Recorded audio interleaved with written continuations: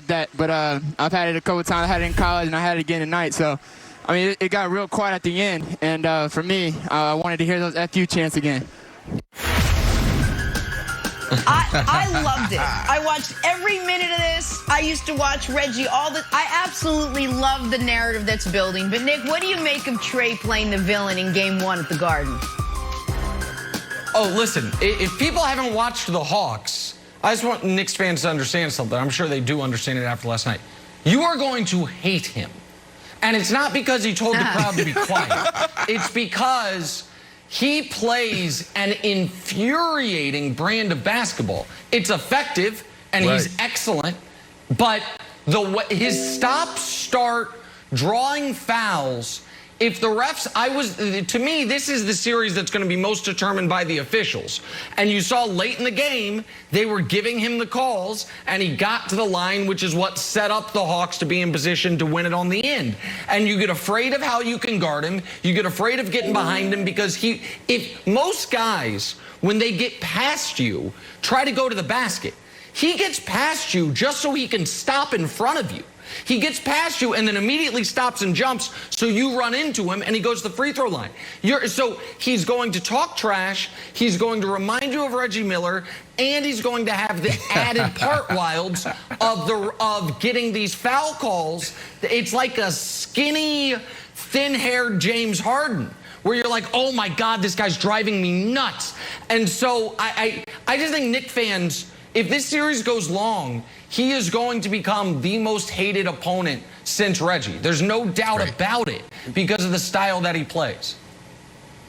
You know what I also like when Trae Young just nutmegs a guy for no reason, really. Could have just been a regular pass. Remember, he did that to Trevor Ariza, and Trevor Ariza had beef with him. So here's the dangerous thing, Brandon, for Madison Square Garden faithful. At the end of the day, fans can only talk. They can't guard me. Like, well, that's a good point. Unless it would be a great promotion to have fans come out and try to guard Trae Young. But just like Reggie, Reggie liked the booze. Trae Young likes the booze. So it's tough. You're kind of stuck. Well, I don't know. You can't cheer the guy. But once the boos start to power somebody like a Jordan-esque type, Reggie Miller-esque, like I want your hatred, it's going to be tough. So, look, I think it would be wiser for him to keep his trash talk till Game 2. The fact that he's got another game in the Garden at least, like, we'll see. I think he's going to come off. They're going to boo him like crazy. If he gets off a little bit, then it's going to rain down on him. But if it starts to fuel him, the Garden faithful are going to have no answers. No, but you have it right. It fuels him. There's some players that absolutely love those type of environments. The Garden was rocking. Jenna, you said it. You know, that was a game where you can easily watch every single minute of it. You had Spike Lee standing on the sideline dancing because Quickly had big moments fighting to get his team back there. You know, D. Rose hit some big shots. The game was phenomenal. But this kid, you know, he's bringing something to this series that we needed. On paper, it was a really good series, but it lacked the flash. It lacked the excitement. Now it does. So now everybody's going to be tuning in to see what's going on at the Garden or what's going on in Atlanta and what is Trae going to do. I mean, they were bickering back and forth all night. Quickly and him. Quickly was getting the best of him for you know, a quarter, right? And he was talking about he was too little. You know, so this was awesome to watch. I absolutely loved this. It was probably my favorite game to watch all weekend. Also, yeah, I certainly enjoyed watching this more than I enjoyed watching the Laker game. I'll tell you that much. The other point, the big picture for the league, we've been waiting for the next generation of stars to have big playoff moments. The league had some bad drafts from 13 to 17, and you'd still kind of been living off the LeBron and then KD and that generation. All of a sudden this weekend, Ja, star turn. Trae, star turn. Devin Booker's a little older than those guys. First playoff game, star turn. DeAndre Ayton, star turn. Luka had it last year. But we have these young future stars who all in their first playoff moments showed up big in the biggest spots, none bigger than Trae. And that's the other story from this weekend's basketball, Jenna. All right, we'll see what happens in Game 2 Wednesday night. Piece of news, Patriots reportedly having internal discussions about acquiring Falcons all-everything receiver Julio Jones. How about that? The 7-time Pro Bowler spent his entire 10-year career with the Falcons and that high-powered offense. But Brandon, should Julio want to be in New England? Absolutely not. I mean, as a wide receiver, especially a veteran wide receiver, you got to look for the perfect spot. I'm sorry, Wilds. I know this is your team, and it could be, exciting for you guys. But for Julio Jones, why would you want to go to a situation where you guys are running it play after play after play if it's Cam Newton? Cam Newton, there's times last year where you guys, only had 77 yards passing or 80 yards passing. Hell, Julio Jones, for the most part of his career, is averaging 120 yards, like a game. So that's not a great fit for him. And then if it's not Cam Newton, which I believe it is, now you have a rookie quarterback in there, and you have to go through that maturation process and him, going through that learning curve. So if I'm Julio Jones, this is not a place where I would want to go or entertain. Now, the cool part about it is Bill Belichick calling you, so you definitely take the call. You hear him out, but at the end of the day, you hang up the phone. You tell your agent, man, go find somewhere else for me. I really like the San Francisco 49ers. I don't think they'll make a move, but I love that type of offense for Julio Jones. He had Coach Shanahan before, and he went straight off. So I'm looking for a place for Julio Jones that have a quarterback, and they also give him an opportunity to win the championship. What else is there left for Julio Jones to do? He's done everything as an individual. Now it's time for him to go out there and win a championship, but he needs to be put in a situation where he can still impact the game. What does that mean? What's going to happen on first down? What's going to happen on third down? Third, 1 and 2. I need a quarterback who's going to look out there, see one-on-one coverage, and get me in the right route. Red zone.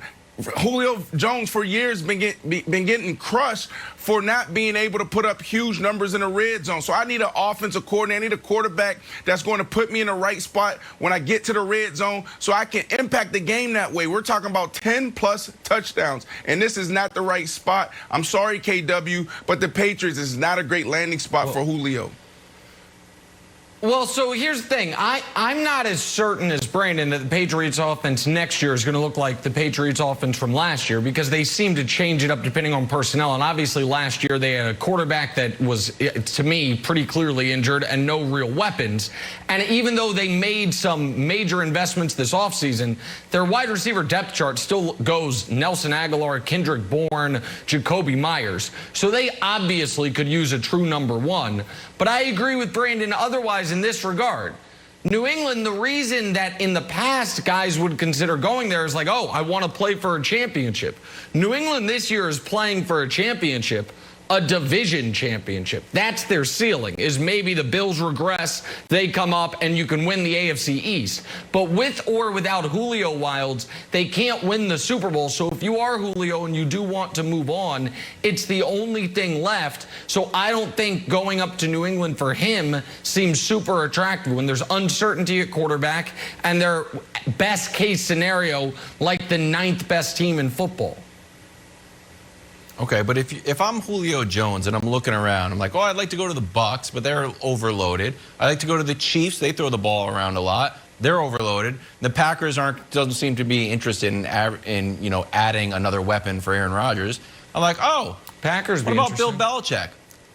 That would be interesting. I just don't know if the Packers pulled the trigger on it. So yeah. I obviously love it as the resident Patriots fan. To me, Brandon, the other kind of storyline here is this would be the biggest vote of confidence in Cam Newton that we've seen. I vote for Cam Newton like out of my heart. I know the other players like Cam Newton because they're sort of remembering the old Cam Newton. But if a #1 guy said, you know what, I want to catch passes from Cam Newton, that would make me feel super confident that last year was an aberration and Cam's shoulder's okay and he was going to sling it around this year. Yeah, but as a wide receiver, I'm just taking you to the mindset of a wide receiver. It's going to be tough for Julio Jones to go from being targeted 150, 160 times a year. On third down, he's the first option. On first down, he's the first option. And then go to a situation where the first option is running the ball. The first option is the tight ends and the running backs. That's always been the model for Coach Belichick's offenses. Yeah. So it's going to be extremely hard for Julio Jones to go there. I wouldn't even want to put him in that situation at this point of his career, Jenna. But at least he'd have great weather, so that's something. Knicks and Hawks, can't stop talking about it. Game 1 last night, and how about Trae Young? First career playoff game. This is not bad for your first. Madison Square Garden, no less, and he silences the crowd with the game-winning floater. Spike is stunned. Shades of Reggie, maybe. Let's just say it wasn't well received by the Knicks faithful. Take a listen. I mean, when you're in the zone and everybody's chanting F you,